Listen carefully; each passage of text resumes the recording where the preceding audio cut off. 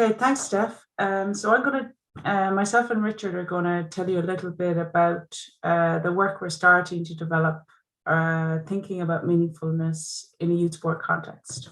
So MISE, the Meaningfulness in Youth Sport project, is Erasmus Plus supported, and it's a network of researchers that are specifically focused on using meaningfulness as a lens to try and promote more equal opportunities for children in youth sport. There's pretty good evidence out there that pursuing physical activity for intrinsic reasons, such as something being meaningful, rather than extrinsic reasons, is more likely to lead individuals to commit to and continue participating in physical activity.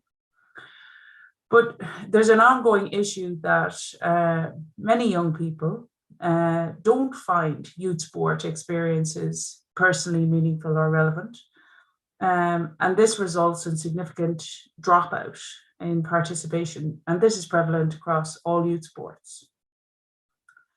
And meaningfulness could be a key concept in keeping children involved and helping children to stay involved and committing to sport and physical activity. So very briefly, the MISE network is made up of partners from 5 universities. So Mary Immaculate College in Ireland, the Norwegian School of Sports Sciences in Oslo, in Norway, Gok Delkev University in Northern Macedonia, the University of Edinburgh in Scotland, and finally Brock University in Canada, where Tim and Steph are based. And in each of the countries, we have an associated partner. And in each case, this is a local sport club where the ideas that we're developing will be tested and trialed and piloted. So in Ireland, we're working with a local ladies Gaelic football club in Ula. In Norway, the partner is a ski club. In Northern Macedonia, it's a youth sport volleyball club. And in Scotland, it's a parkour club. So you'll see from that, we have some individual and some team type activities.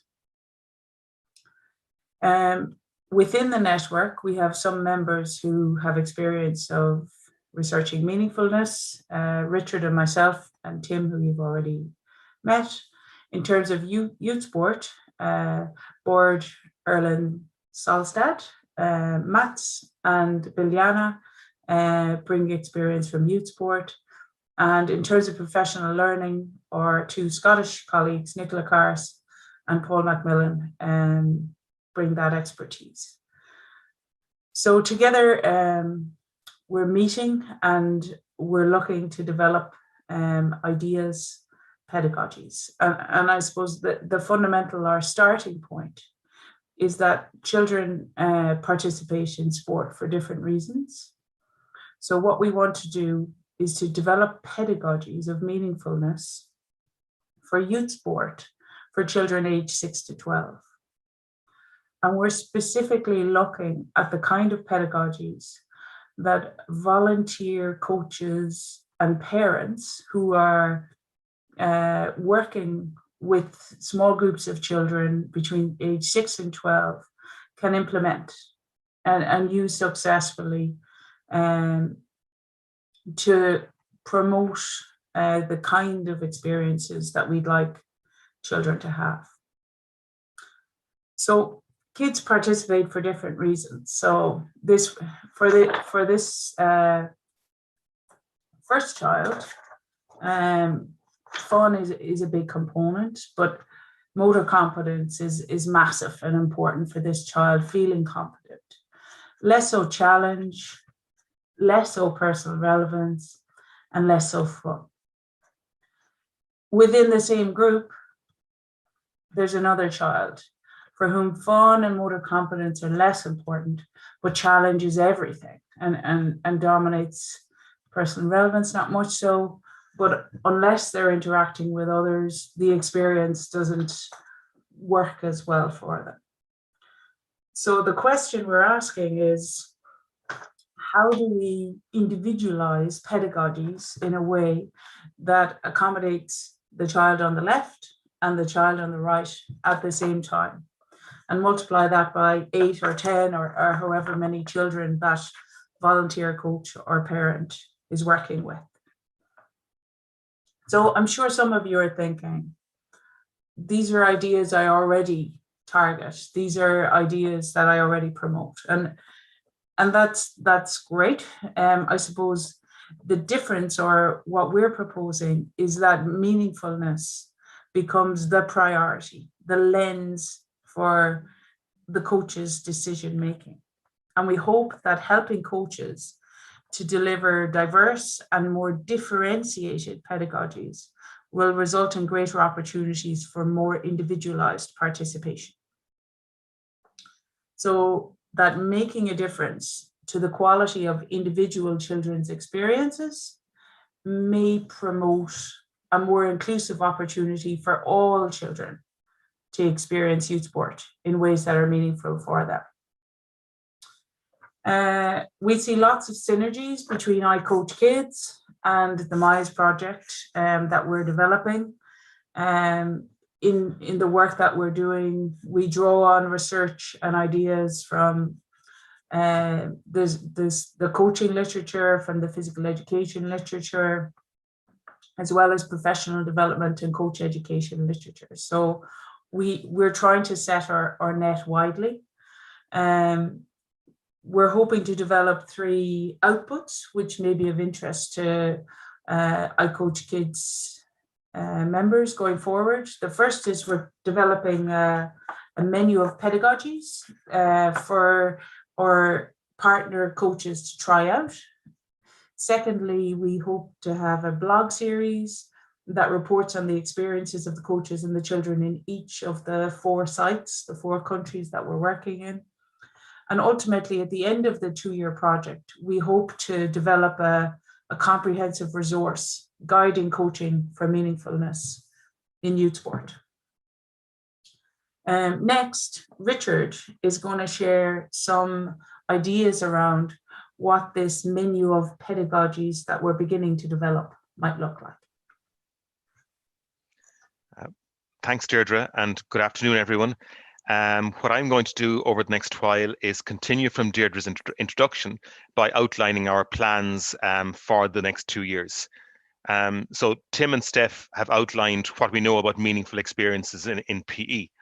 And our approach so far has been to build on this research and identify how we might think about this and apply it within children's sport. So we've initially described this in the form of 5 kind of central principles that we think might be useful for coaches, particularly volunteer coaches, as they're working in the 6 to 12 year age group.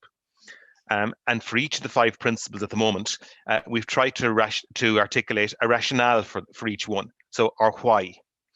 And we suggest some practical reasons for what we might do, so that's our how. We've also tried to link these principles to the existing I Coach Kids coaching hacks.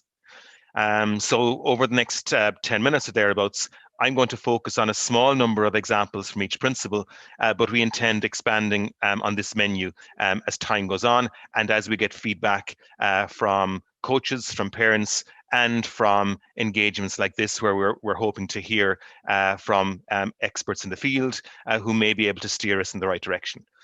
So Deirdre, if you go to the next slide there for me, thank you. We've called Principle 1, Know the Individual. So our reason for identifying this principle is based on the literature on athlete-centered coaching from the likes of Lynn Kidman and Shane Pill. And to be athlete-centered in our context, we need to know about the interests, the background, the motivations of the children we coach. So in addition, kind of research by the likes of Nell Nodding and others focused on an ethic of care is important. And the work of people like Chroinin in sport more recently has highlighted our awareness of that taking care of the children we are coaching. So by knowing the individual, we can provide a more supportive environment for their participation. And by engaging with children and their parents, we can get to know more about the child as a person, not just as a player. And we can find out what they like, and then adjust our coaching accordingly. We might make a point of talking to each child, for example, at some stage during the session. We think that the first I Coach Kids hack, build relationships before skills, is particularly relevant for this principle as we get to know each individual that we coach. Our second principle focuses on building a culture of belonging. So Deirdre, if you go to the second slide there, please. Thank you. Building this culture of belonging is important in order to develop a sense of community that will support children to remain involved in the activity. So we think aspects of Darrell Seidentop's sport education model might be useful in helping us to do this. So by making a conscious effort to foster a sense of affiliation with the sport, we can help to make those experiences more meaningful.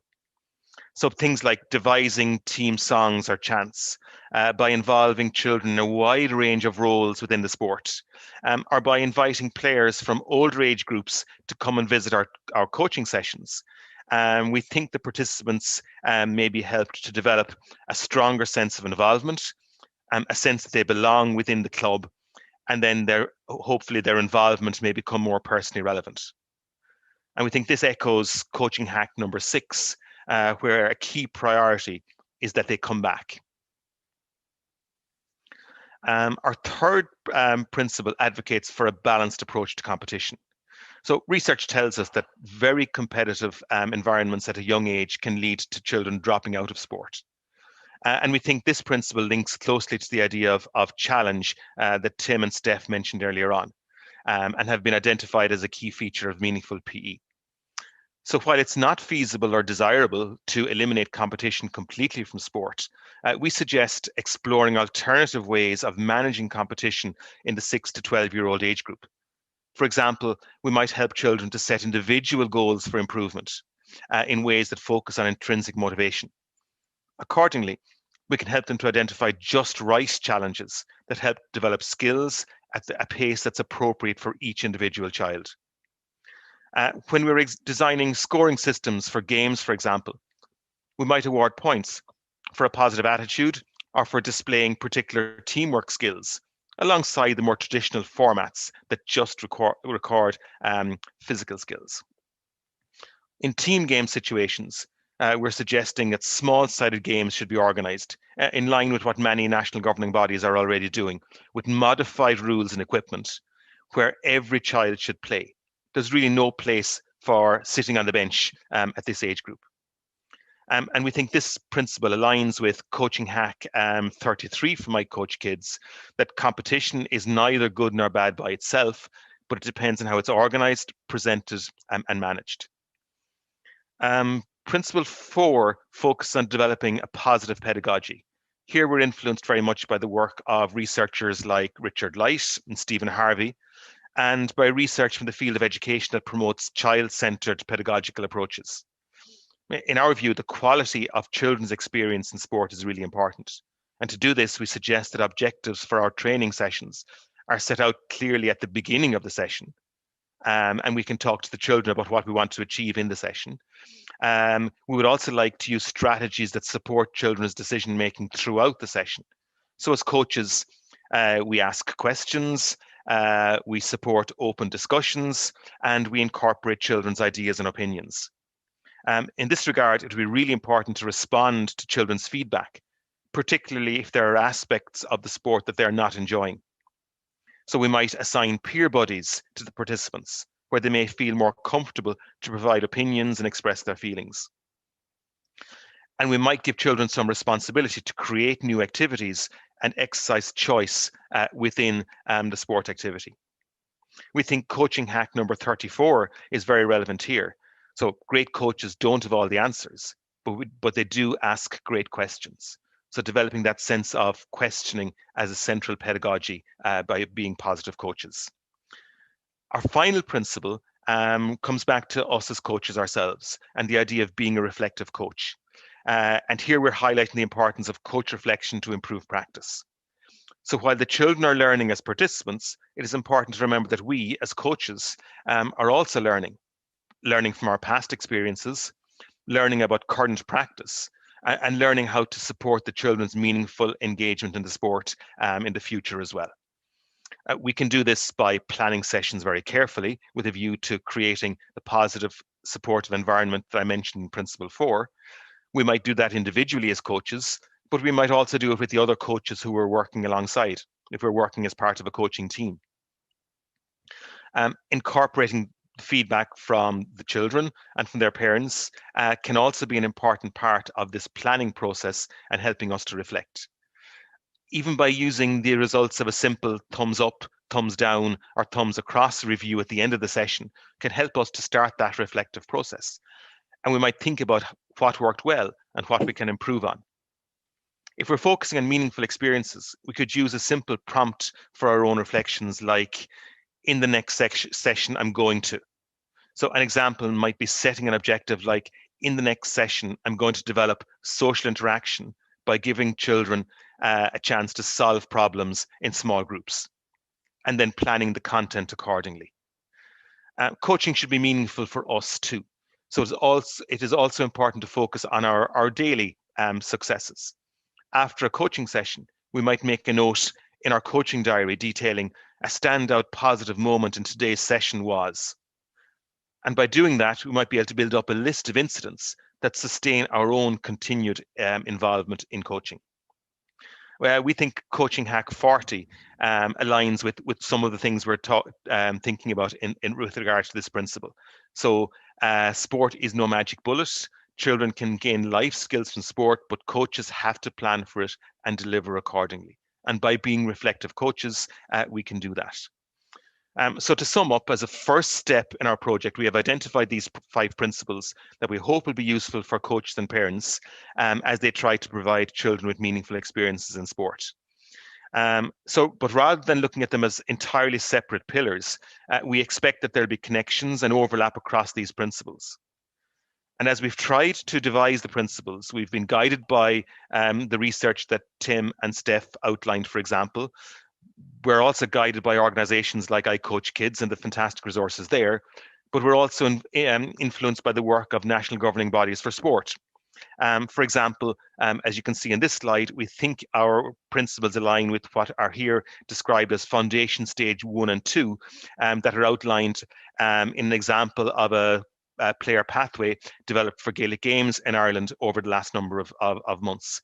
And we think that other national governing bodies in other countries are on the road or have already devised some of these pathways, and we're trying to see how our principles align with that foundation level stage, or whatever the terminology is being used by other groups at that initial age group up to 12 years of age. So our plan over the coming months, along with our partners, is to try out these principles in different contexts and to refine them as we go along. Therefore, presenting today and inviting feedback or questions from the iCoach community, it would be really important to us. And so we'd welcome any questions, any comments, any ways we might strengthen our principles, based on what we've presented today, and hopefully we can discuss those now over the coming minutes.